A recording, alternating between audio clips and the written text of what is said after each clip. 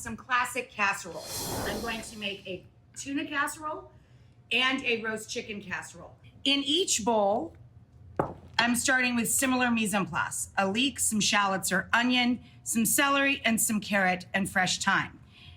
That's for the chicken. Lose the carrot.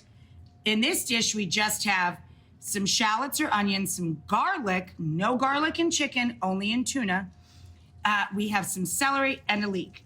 So putting our chicken into one pan, we're putting the mise en place for tuna. So now we stir over medium to medium-high heat in butter and soften our thyme, shallot or onion, garlic, and leek in this pan. In this pan, we have no garlic, but sweet carrot, finely chopped sweet carrot, okay? So this is chicken, this is tuna. To both, at this point, salt and pepper, flour, which we sprinkle, about the equal amount of flour that you used of butter fat. We're gonna stir that. So extra white egg noodles, 12 ounces, one for each casserole. Okay. Give these guys a zhuzh. They're cooking in salted water with a colander right here, 1 minute less than package directions, so that'll be 5 or 6 minutes. So now, to each pan, sherry and then stock. Where's my sherry? We're finishing this bottle for the chicken. Ooh, about a third of a cup, I think.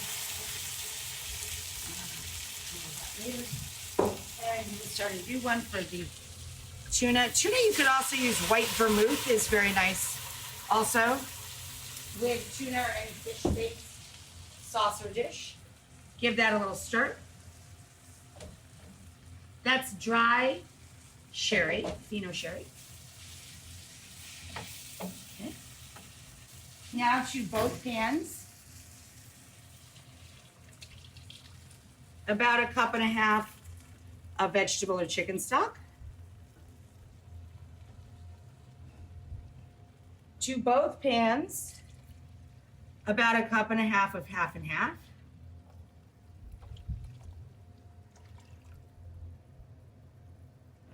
And now we let both pans thicken up. And I add, even though there's a little black pepper, I add a little white pepper too to each pan. Different flavor. Now, here's our topping.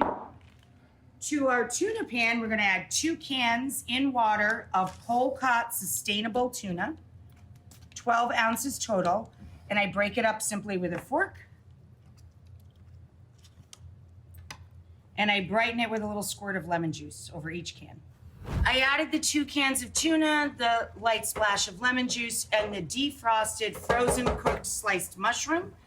We have thyme, garlic, sherry, onion, leek, celery, all cooked together with stock and cream, in this case half and half. And we're going to add about 12 ounces or half of our noodles to that, okay? These are extra wide egg noodles.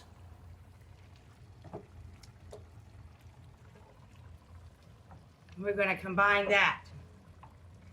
To this pan, peas and carrots in the same sort of base.